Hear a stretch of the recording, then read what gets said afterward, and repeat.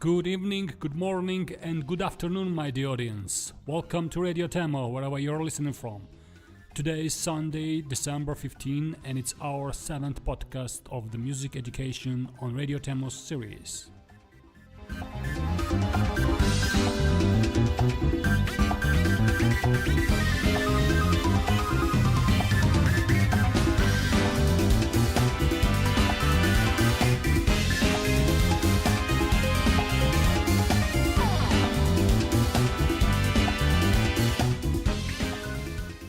Please subscribe to our channel if you haven't done it already.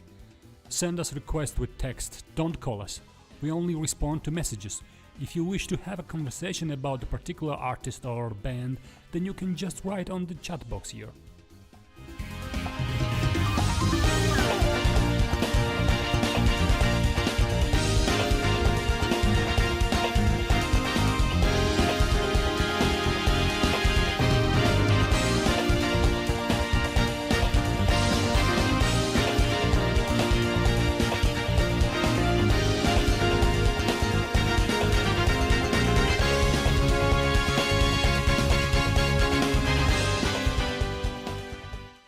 Today we have another podcast by request from our subscriber Vasilis.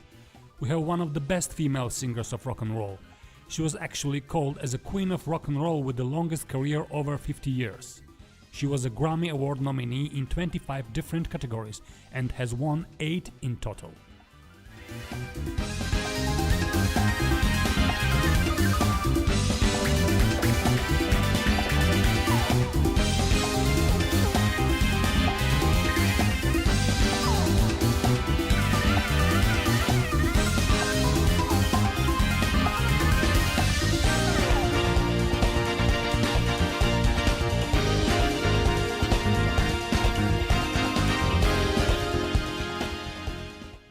With 10 solo albums, 9 of which are studio recordings, 72 singles, 6 compilations, 2 live and 1 soundtrack albums, 47 music videos and 18 video albums, the singer was in high demand and commercially profitable artist for promoters around the world.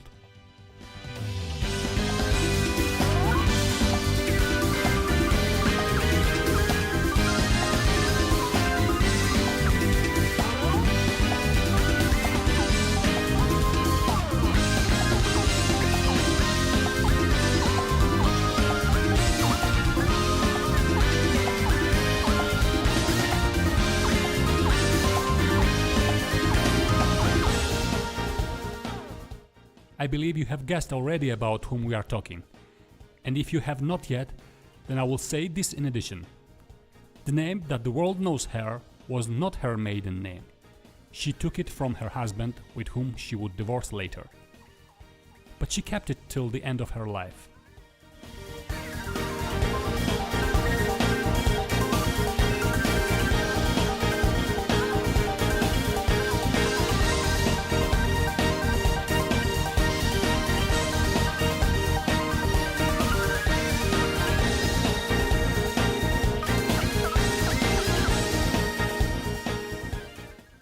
Yes, ladies and gentlemen, we have Tina Turner tonight.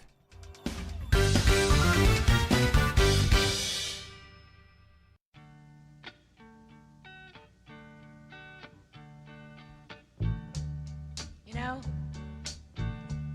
every now and then I think you might like to hear something from us. Nice and easy. But there's just one thing, you see, we never ever do nothing nice and easy. We always do it nice and rough. But we're gonna take the beginning of this song and do it easy. But then we're gonna do the finish. We'll start from early years of her career, when she was the lead vocalist of the Kings of Rhythm, and will continue with her solo career after. Let's first say that her maiden name was Anna Mae Bullock, and was born November 26, 1939 in Nutbush, Tennessee. Left a good job in the city, working for the man every night and day, and I never lost 1 minute of sleep, and I was worrying about the way that things might have been. Ann Bullock first saw her future husband Ike Turner when he was performing with his band The Kings of Rhythm at the Club Manhattan in East St. Louis. She was impressed by his talent, recalling that she almost went into a trance watching him play.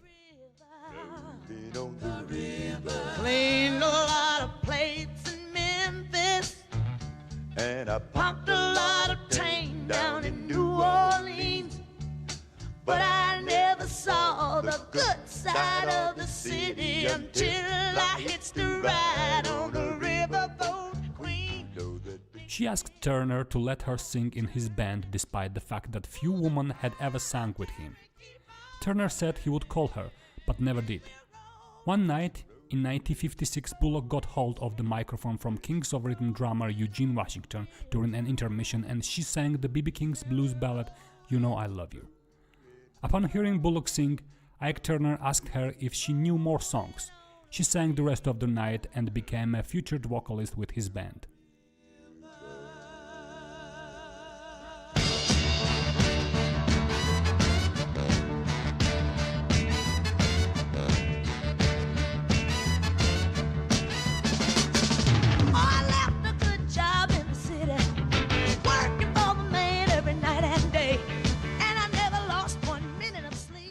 Ike made Ann change her name into something else. He wanted her to have some stage name. Ike then came with the name Tina from Sheena of the Jungle and Turner from his last name. He had this idea to trademark, so he could keep it and continue with someone else if Tina would leave the band.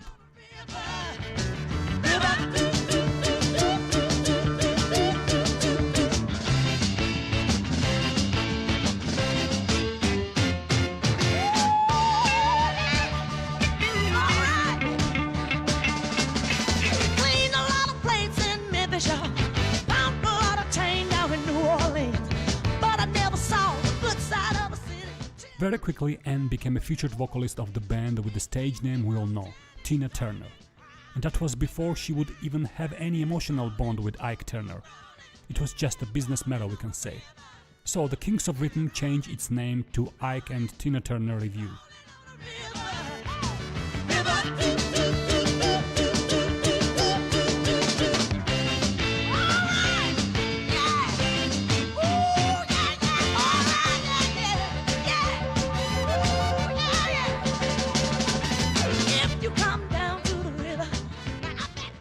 In 1960, Ike Turner wrote A Fool in Love for singer Art Liciter. That was the first record where Bullock was introduced to the public as Tina Turner. The single A Fool in Love reached number 2 on the Hot R&B chart and number 27 on the Billboard Hot 100.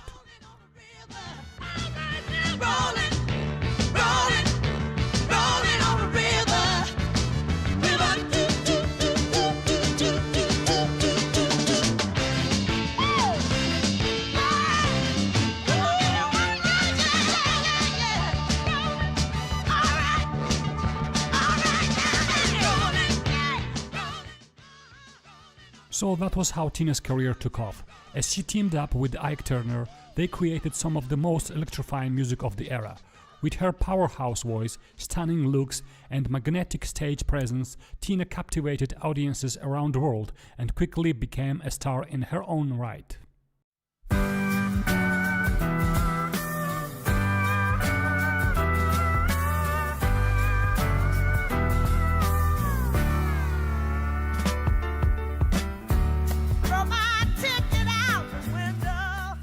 We are now listening to the song from Tina's first solo album, Tina Turns the Country On, released in 1974. The song is written by Bob Dylan. I'm not saying anything further, because I don't see anything interesting about this artist. Despite the huge popularity he has around the world, Bob Dylan has the most boring songs in such large quantities. In my opinion, of course.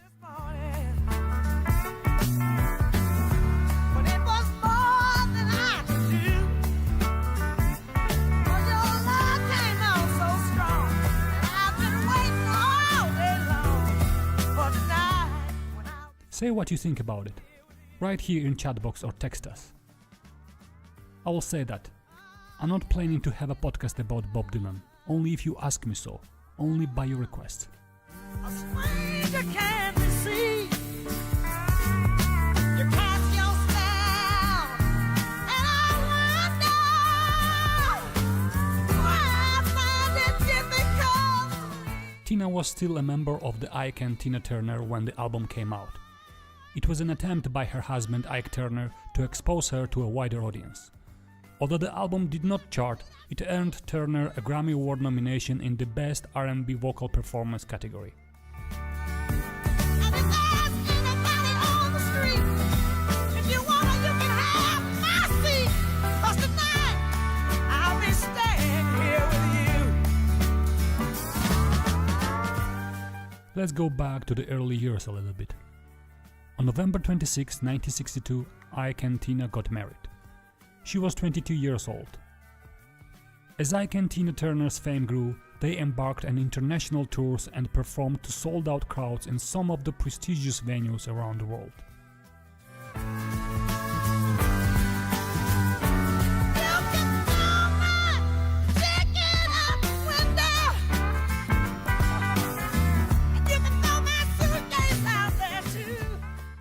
Tina and the Revue's backup singers, the Ike-Teds, choreographed intricate and electrifying dance routines into their performances and influenced many other artists, including Mick Jagger of the Rolling Stones, for whose 1966 UK tour they opened.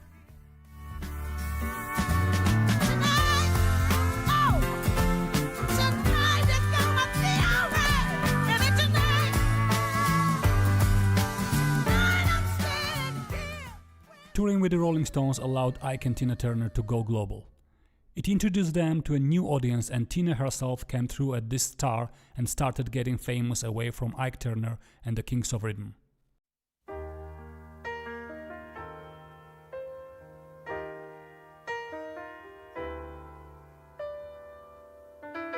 He's always right.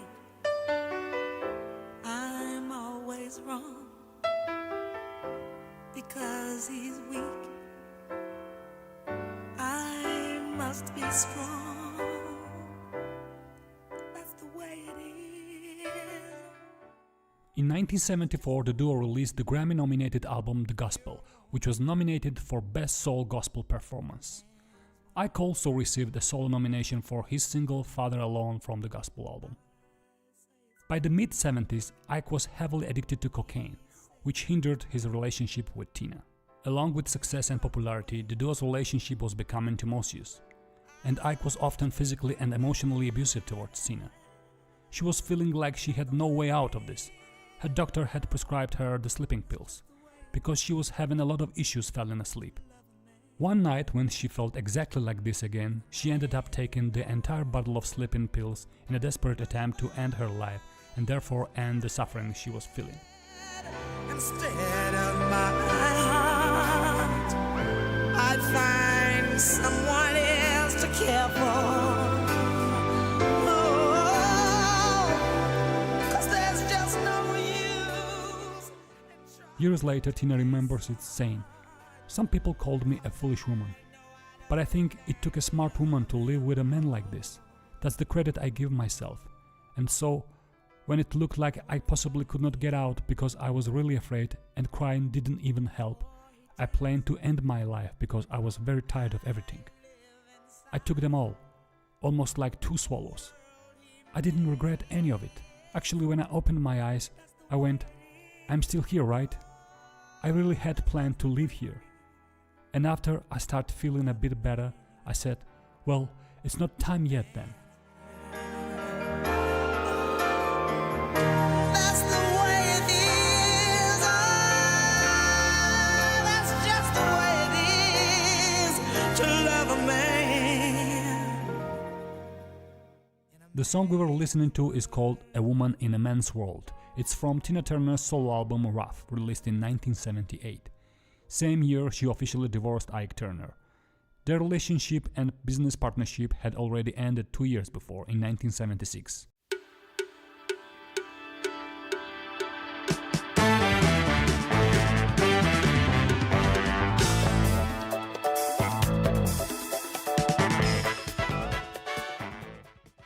Now we are listening to the song Music Keeps Me Dancing from Tina's fourth solo studio album Love Explosion. The song is written by Lenny Macaluso and Pat Summerson. My soul.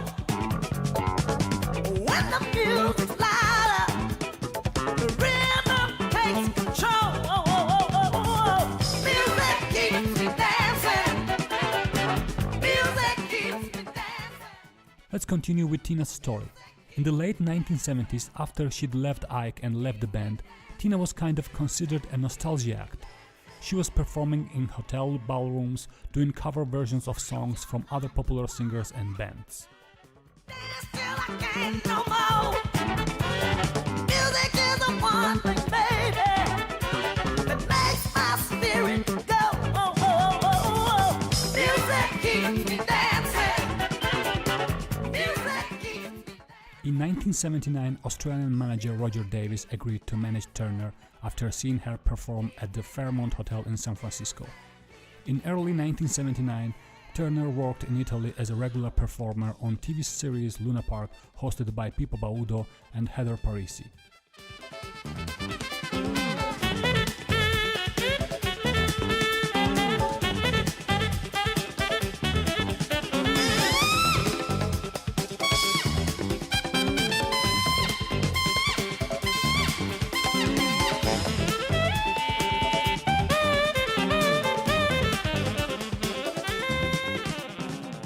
Later that year, she embarked on a controversial 5-week tour of South Africa during the apartheid regime. She later regretted the decision, stating that she was naive about the politics in South Africa at that time.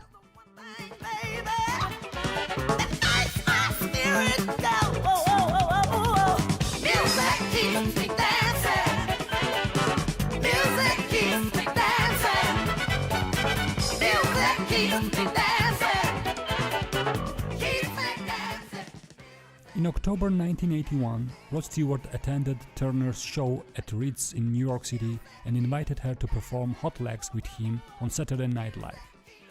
In November, Turner opened for the Rolling Stones during their 1981 American tour.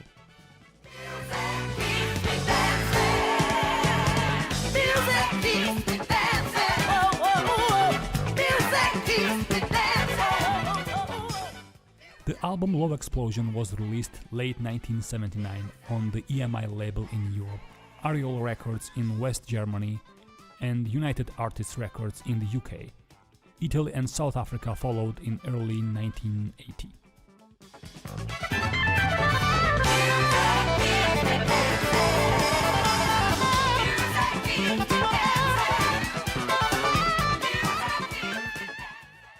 The album was not released in the United States. It was her second solo album released after she left her husband Ike Turner and the Ike and Tina Turner Revue. Unfortunately, the timing was not good. The classical funk disco was on the way out and new wave pop music was on the way in. So the album Love Explosion failed to chart and Turner lost her recording contract. It would be her last album until the critically acclaimed Private Dancer in 1984.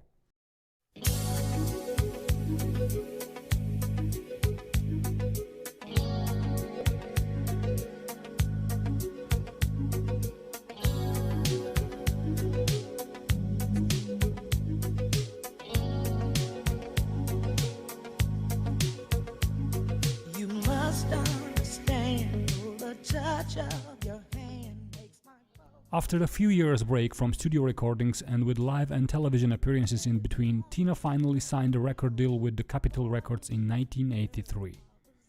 In November 1983, she released her cover of Al Green's Let's Stay Together. Following the single's surprise success, Capitol Records approved a studio album. You must try to ignore that it means more than that. Oh, what's love got to do? It's got to do with it. What's love but a second-hand emotion? What's love got to do? It's got to do with it. Turner had 2 weeks to record her 5th studio album Private Dancer, which was released in May 1984. It reached number 3 on the Billboard 200 and number 4 in the United Kingdom. Private Dancer was certified 5 times platinum in the United States and sold 10 million copies worldwide, becoming her most successful album. Also, in May 1984, Capitol issued the album's second single, What's Love Got to Do With It, the song we are listening to right now. It is written by Terry Britten and Graham Lyle. The song had previously been recorded by the pop group Bucks Fizz. What's love got to do? It's got to do with it. What's love but a second-hand emotion? What's love got to do? It's got to do with it. Who needs a heart when a heart can be broken? Except What's Love Got to Do With It and the title track Private Dancer, the album also has mega hits such as Better Be Good to Me, Let's Stay Together, and I Can't Stand the Rain, the song which we'll listen to right after this.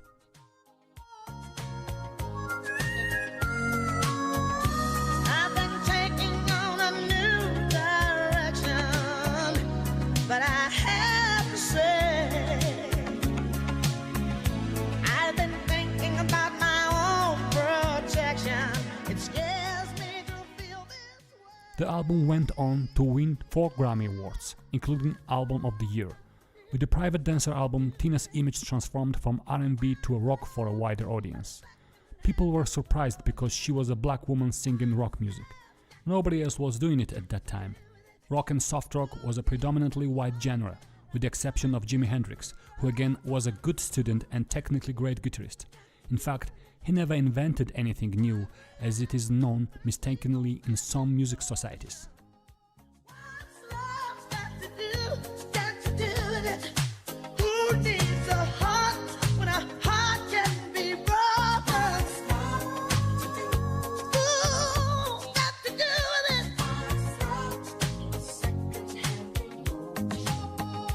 What's love got to do? Got to do with it. So, here was this black woman who was famous for singing disco, funk, soul, R&B music and was suddenly singing these iconic rock tracks. It shouldn't have worked, but it really did. Tina always loved rock music, she loved the genre, and it appeared on this album and the success it had.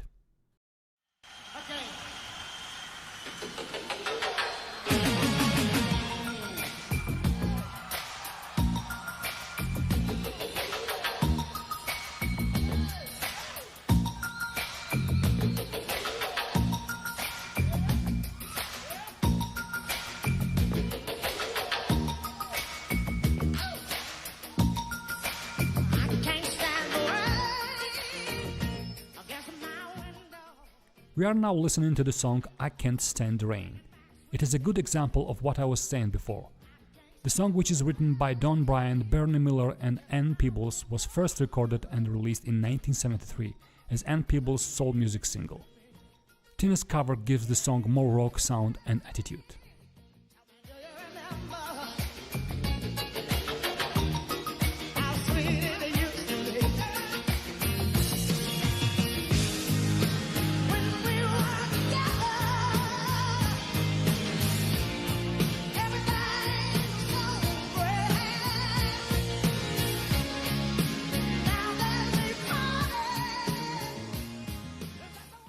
I should say that the original song is also very good. You should listen to it if you haven't already. In her interview, Ann Peebles remembers how they wrote the song. It was a rainy night I will never forget. One of the DJs that was in Memphis at that time was Bernie Miller. He was going to take us to the concert, but heavy rain outside forced us to stay at hotel. I knew I really wanted to go to that concert, and all of a sudden I just said, I can't stand the rain. They said, that's a great title. They immediately sat down and started writing on the piano, which we called a big white elephant. It was the one which we had with missing keys on it.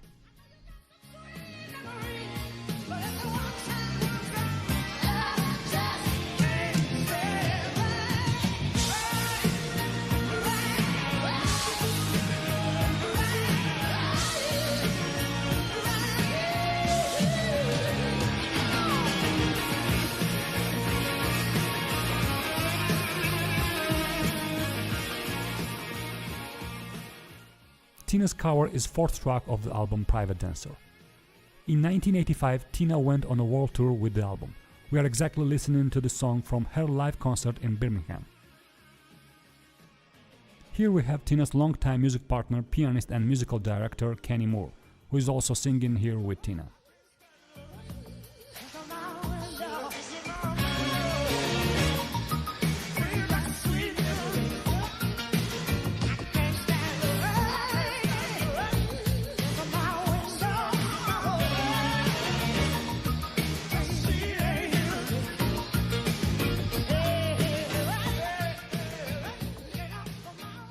If there is something about Tina Turner is that she could span any age range.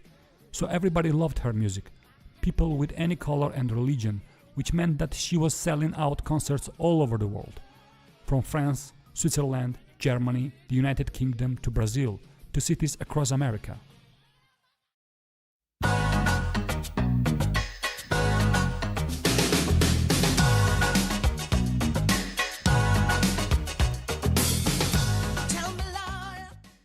Turner's success continued when she traveled to Australia to star opposite Mel Gibson in 1985 post-apocalyptic film Mad Max Beyond Thunderdome.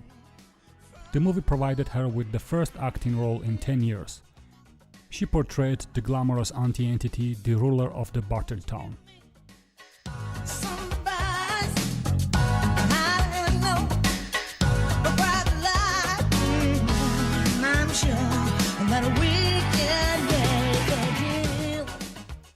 Upon release, critical response to her performance was generally positive. The film was a global success, grossing more than $36 million in the United States. Turner later received the National Association for the Advancement of Colored People Image Award for Outstanding Actress for her role in the film.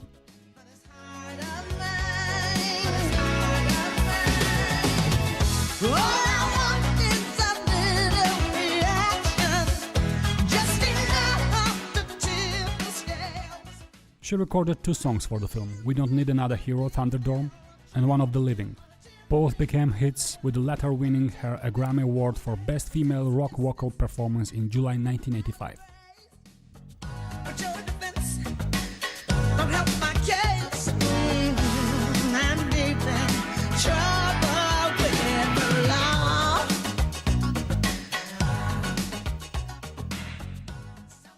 In 1986, Turner released her 6th studio album, Break Every Rule, which reached the #1 in 4 countries and sold over 5 million copies worldwide within its first year of release. It sold more than 1 million copies in the United States and Germany alone. The album featured the singles like Typical Male, the song we are listening to right now, The People, What You Get Is What You See, and the Grammy-winning Back Where You Started.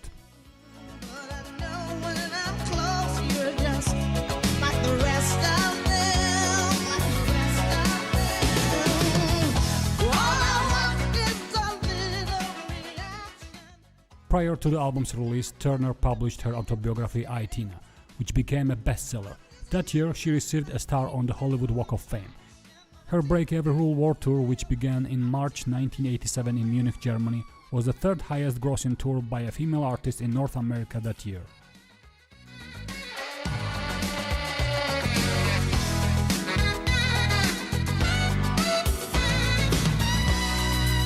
So put your books aside.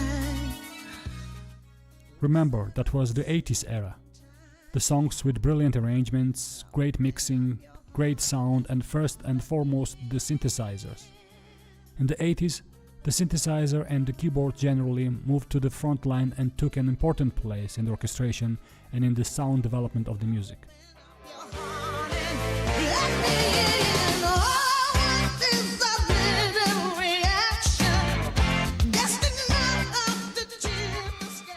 We can say that she was not necessarily in need of synthesizers with that powerful voice, but the truth is that with her powerful voice exactly, the 80s sound made her every record hit at all the music charts.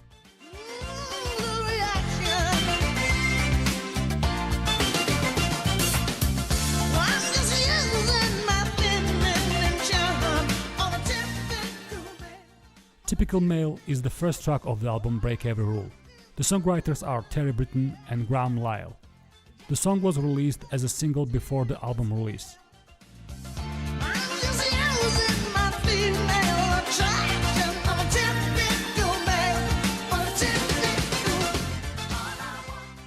Typical Male hit number 1 in Cashbox magazine and just missed becoming her second number 1 hit on the US Billboard Hot 100 chart, peaking at number 2 for 3 consecutive weeks behind Cyndi Lauper's True Colors.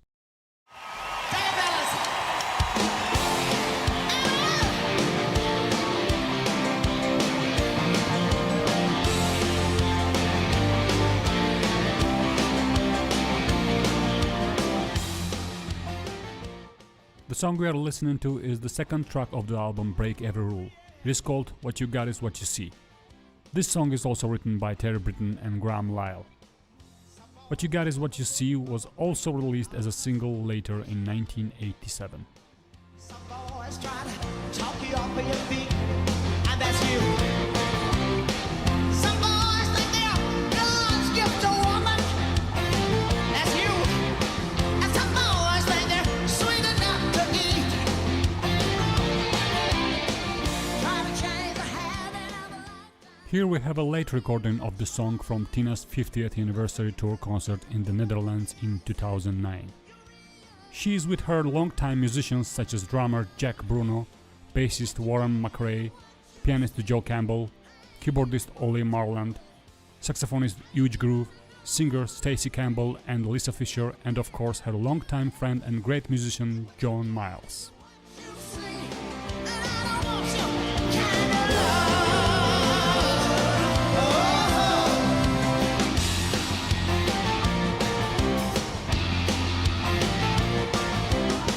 Some boys got lips you can't help kissing. Some boys got a smile. John Miles is playing second guitar here and singing of course together with Tina.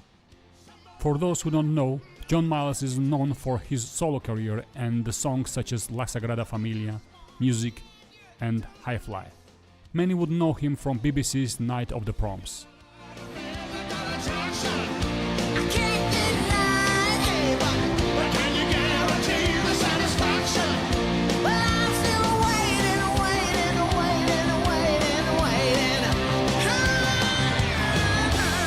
But what you get is what you see. Tina's comeback was to the extreme. I think the 80s was a significantly successful era for Tina. It wasn't just record sales. It wasn't just a new vision of Tina. It was also a stage performance that was literally setting the globe on fire. In fact, in 1988, she set a record in Rio de Janeiro for having the most concert attendees of all time for a solo artist. Besides the band Queen, Tina was the only performer whose solo concert would have around 180,000 people for one show. So let me see your cards on the table before I buy. I always read the writing on the label to give me reasons to believe there's more to you than meets the eye. And what you get is what you see. In April 1988, Turner released the Tina Live in Europe album, which won a Grammy Award for Best Female Rock Vocal Performance. After taking time off following the end of the tour, she emerged with the Foreign Affair album in 1989.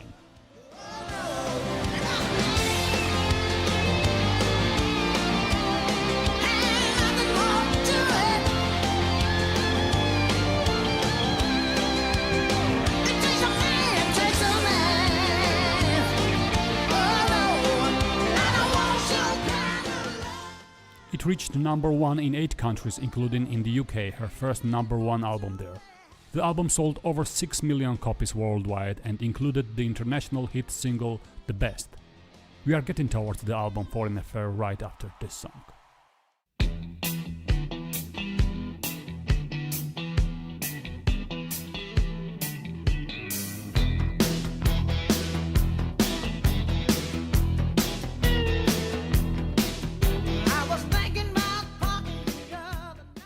We are now listening to the song Steamy Windows. It is from the album Foreign Affair, released on September 18, 1989. I believe it was not necessary for me to say the title of the song, because it is so popular worldwide. These and another track from the same album, which we will have next, are the most Tina Turner kind of songs. And we will snuggle up in the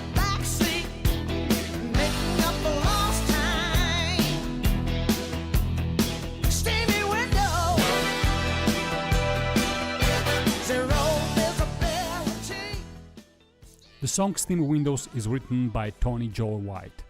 It was also released as a single in the UK in November 1989.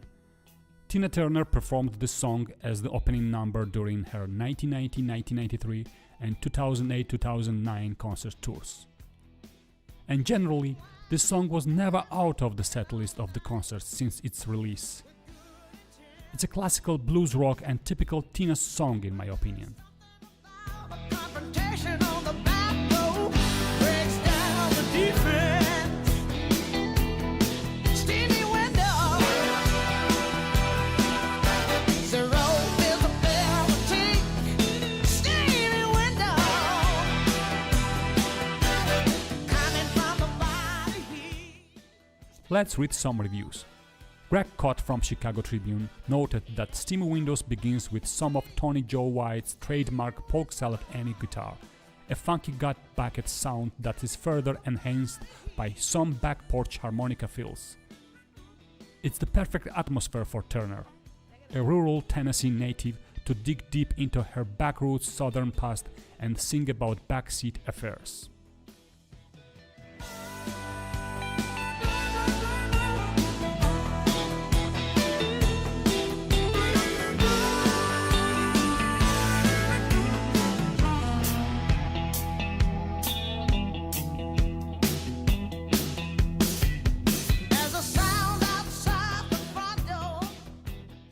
Pan-European magazine Music and Media said it recalls the icon Tina Turner sound of the late 60s, a massive hit. David Giles from Music Week wrote, "Delightfully risky number that finds Turner's traditional blues vocal neatly complemented by a spruced-up country-style rhythm with plenty of harmonica and mischievous guitar runs." He added further, "I was thinking about parking the other night," runs the lyric. The thought doesn't last long though, as the windows are soon moist with body heat. What can they be up to in there? An interesting review. Steamy window, zero visibility. Steamy window, coming from the body heat.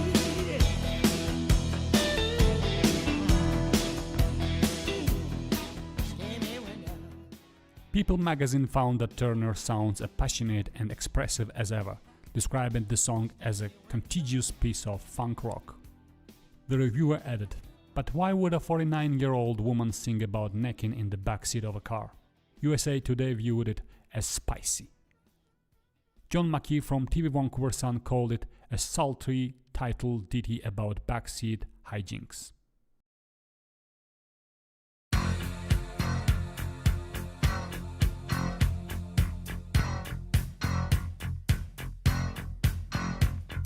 I call you, I need you, my heart's on fire.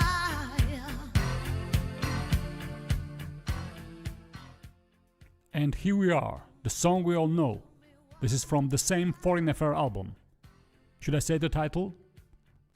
Okay, you just write here on the chat box. Give me everything I need.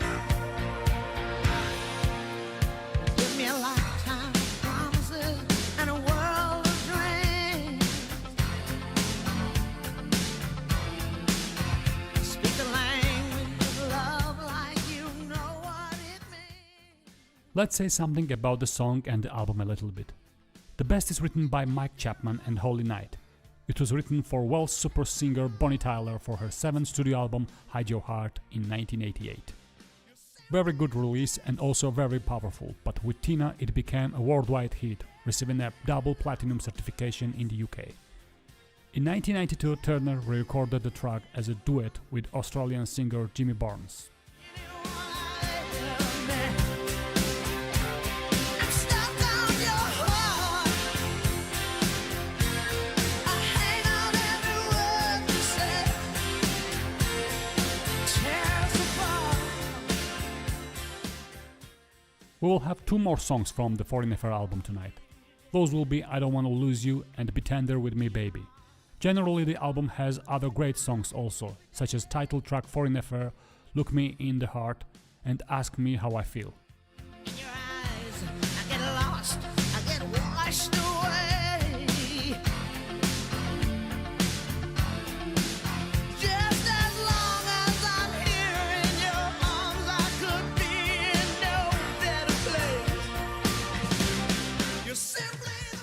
We should mention that the song title is often mistitled as simply The Best, reflecting a phrase in chorus. This became so commonplace that the bracketed word simply was included in the titles for releases of some subsequent versions and in the track listing for some Tina Turner compilation albums also. But in fact, it's just The Best.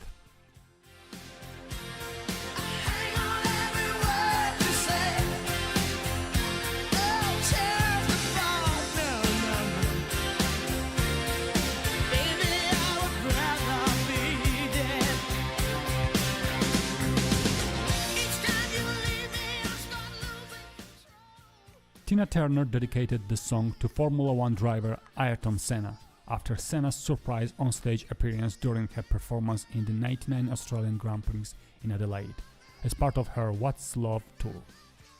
The song was used for many TV commercials around the world. It opened several big athletic venues, festivals and tournaments.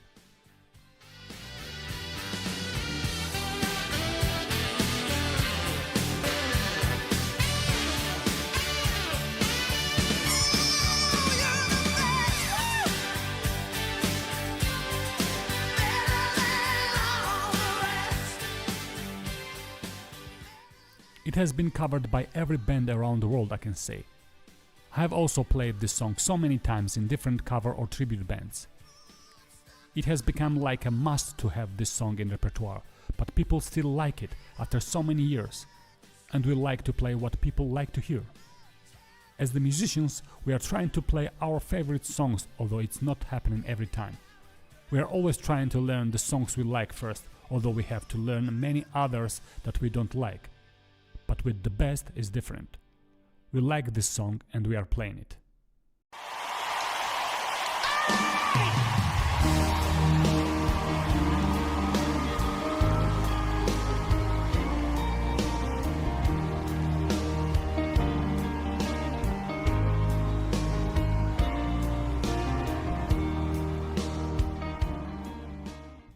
While Foreign Affair album did not perform as well as Turner's previous albums Private Dancer and Break Every Rule in the US, where it failed to crack the top 30 in the Billboard 200, it was a worldwide hit, selling over 6 million copies. In the UK alone, the album sold over 1.5 million copies, entering the UK albums chart at number 1 and staying in top 100 for a year and a half. You got the right to tell me that it's all over. It isn't like me to be begging you. Don't let go.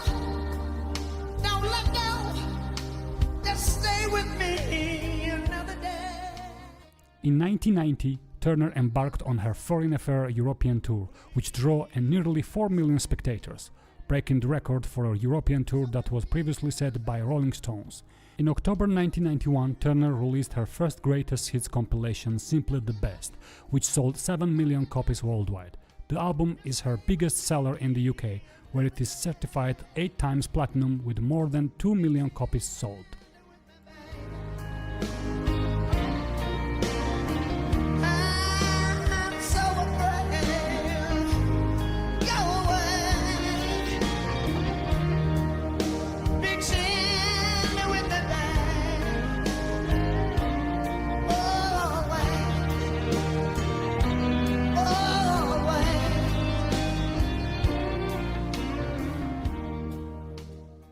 I want now to emphasize the fact why and how Tina Turner got so famous in the UK and in Europe in general.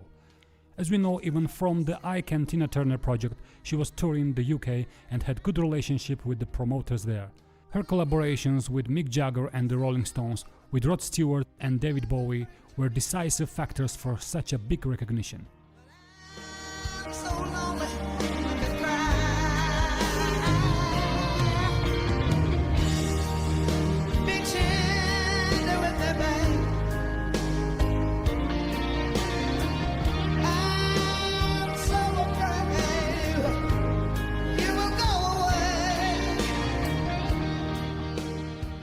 In one of her interviews, Tina said, "England is very important to me. The English is actually why I'm back on top now. Because it was all English and foreigners that was involved with Private Dancer. I was about to sign a record deal. Rupert Perry was president of Capitol Records and he was shipped out to England. Don Zimmerman was then in control and cancelled the record deal.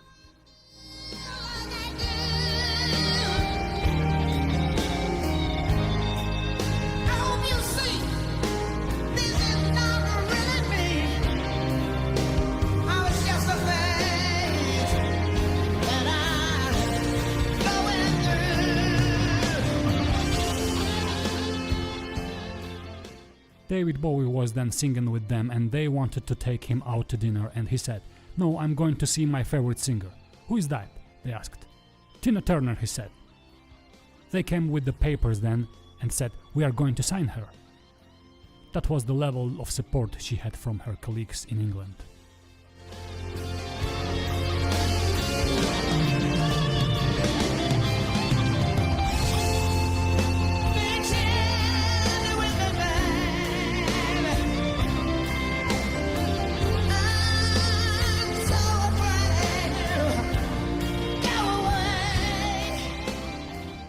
During a 1997 interview with Larry King, Turner said she left America because her success and boyfriend Erwin Bach were in another country. She and Bach moved to Switzerland in 1997 according to Reuters. She became a Swiss citizen, giving up her American citizenship shortly after marrying him in 2013. Tina met Erwin Bach in 1985, when the musical executive manager for a local promoting company picked her up from Düsseldorf Airport, Germany.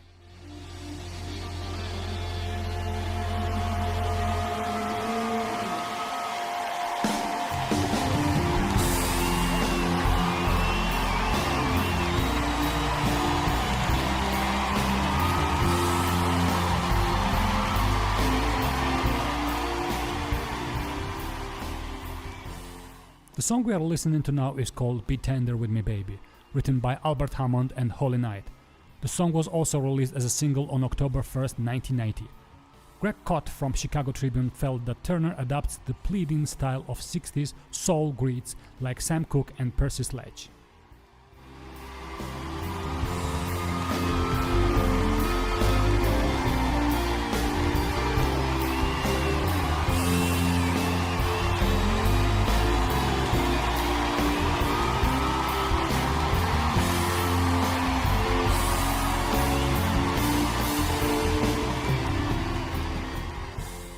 In a retrospective review, Pop Rescue stated that "Be Tender With Me Baby" gives Tina a bit of rock ballad to play with, adding that she gets plenty of time and space to show off her vocals, which she really does, from a softer vocal near to start to winning the battle with the soaring strings and electric guitar. The reviewer also noted the heartfelt ending of the song.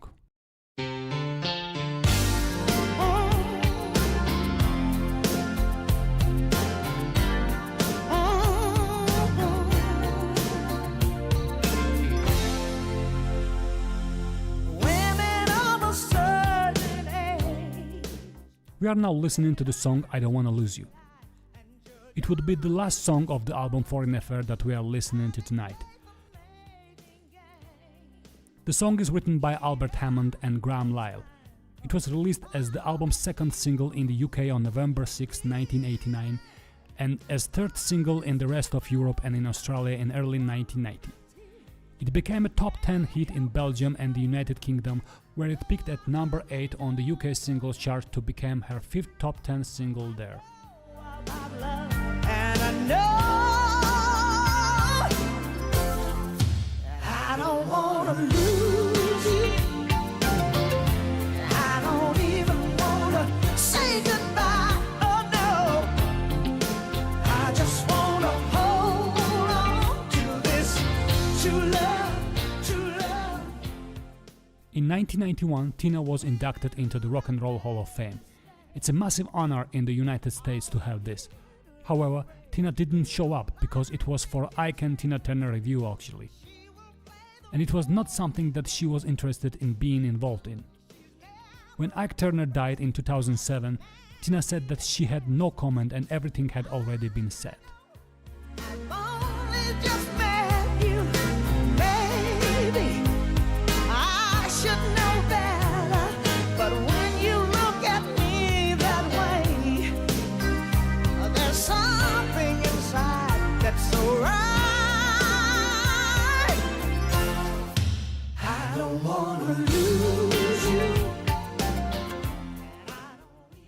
1995, Tina was presented with the song GoldenEye, the theme song for the James Bond movie.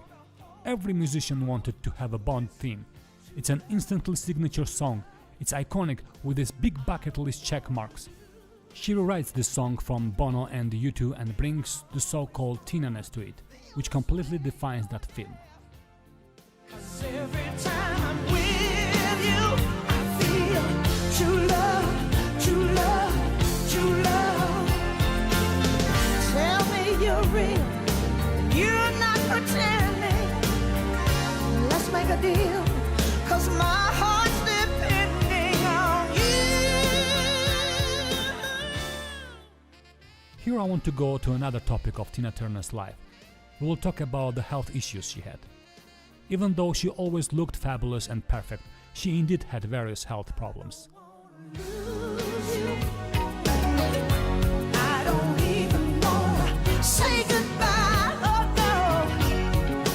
I just wanna hold on to this true love, true love. I don't wanna lose you. Tina Turner was diagnosed with hypertension in 1978, which led to kidney failure. She later suffered strokes and was diagnosed with intestinal cancer. True love, true love. I don't wanna lose you.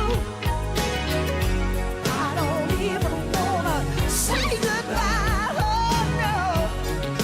I just wanna hold on to this. When she was asked about her health, she answered, "I never did aerobics, never went for a gym or went for a run. My sport was always dancing and gardening. I was always busy and was always in action. I can't remember ever getting an explanation about what high blood pressure means or how it affects the body. I considered high blood pressure my normal, hence I didn't really try to control it."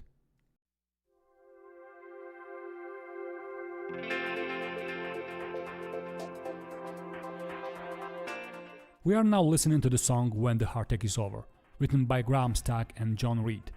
It is from Tina's final studio album 24/7, released on October 28, 1999. The song was also released as a single just before its album release. It was a moderate hit in late 1999 and early 2000. Once in a lifetime you find someone to show you the way, someone to make your decisions. I let you lead me astray. It was a considerable hit both on the pop and dance charts, reaching the top 10 in Finland and the UK and top 20 in Flemish Belgium, Denmark, the Netherlands, Spain, Sweden and Switzerland, while peaking at number 3 on Billboard Hot Dance Club Songs chart in the United States. The success of the single and the following tour helped the album become certified gold by the Recording Industry Association of America. 'Cause I know that I can live without you. Oh, live without you. Oh, I can live without you. Time to move on. The 24/7 tour was the highest grossing tour of 2000, grossing over 120 million. Her 2 concerts at Wembley Stadium were recorded by the director David Mallet and released in a DVD as One Last Time Live in Concert.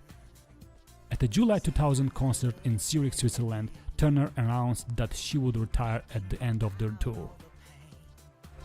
But I know that I'm stronger without you, and that I'll never need you again. When the heartache is over, I know I won't be missing you. The song itself has that millennium-era sound, sort of house music, characteristic beat patterns and synths. It truly fits in the 2000s club music, and together with Tina's gospel, R&B and rock voice, the song takes off the ground.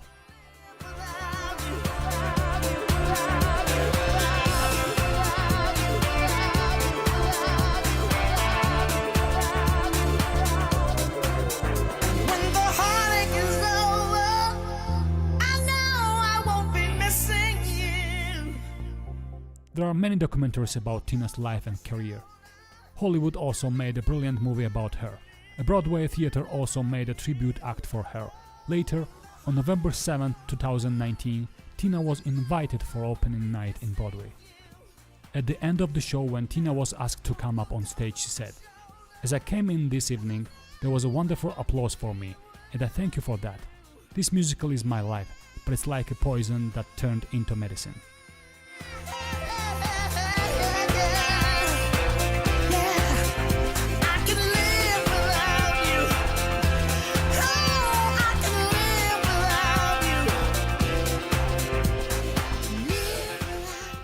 In November 2004, Turner released her compilation album All the Best, which debuted at number 2 on the Billboard 200 in 2005, her highest charting album in the United States. The album went platinum in the US 3 months after its release and reached platinum status in 7 other countries, including the UK.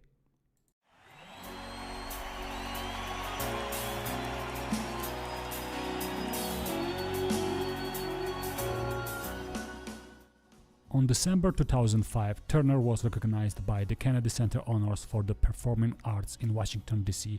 and was elected to join an elite group of entertainers.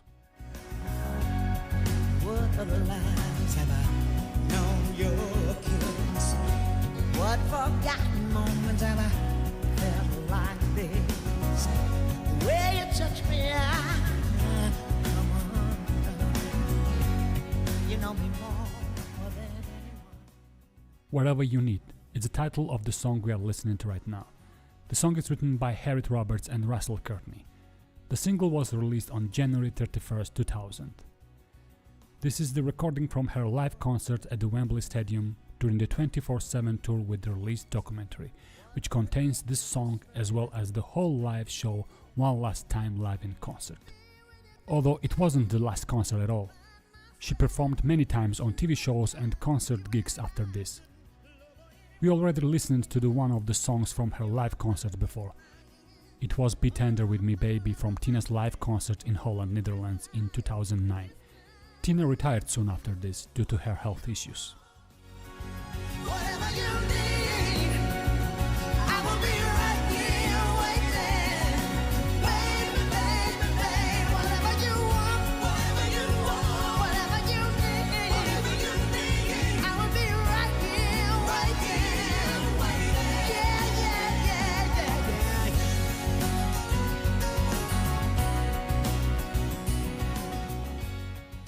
In 2016, she was diagnosed with intestinal cancer. She attempted to treat her health problems with homeopathy, which worsened her condition. Her chances to receive a kidney transplant were considered low, and she was urged to start dialysis. She signed up with an organization that facilitates assisted suicide, a procedure which is legal in Switzerland, becoming a member of Exit International. However, her husband offered to donate a kidney for transplant. She accepted this donation and had kidney transplantation surgery on April 7, 2017. Turner also openly discussed her feeling of shame after discovering that she had dyslexia.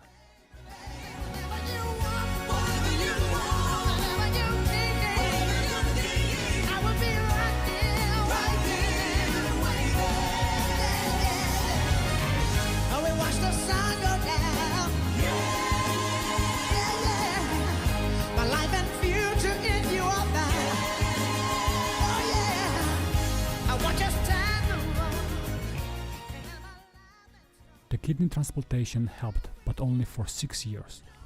On May 24, 2003, Turner died at her home in Küsnacht, Switzerland, aged 83, following years of illness. Turner's body was cremated after a private funeral.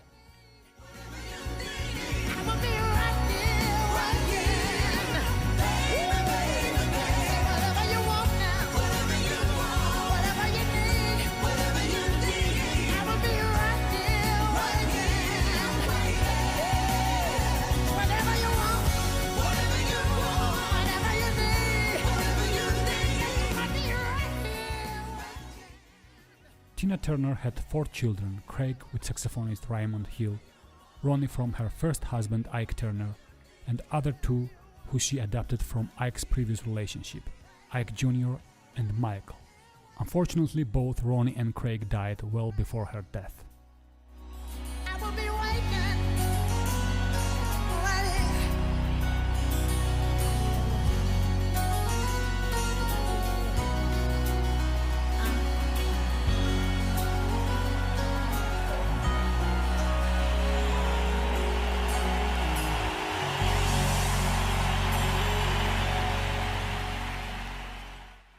In one of her interviews, Tina has said, "Most people think that I could not retire right now.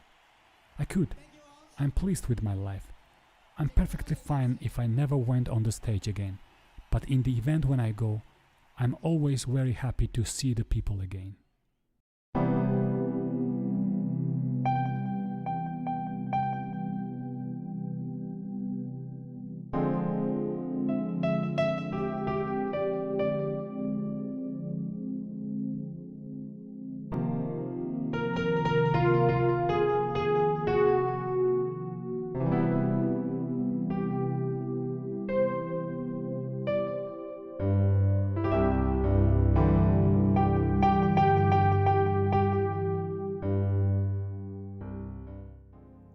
We came to end of our podcast for tonight, my dear friends.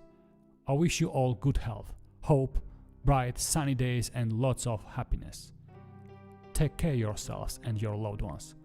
Don't forget to send us requests. Subscribe to our channel, like or comment on my videos. I leave you with my music now. Peace and love. Bye.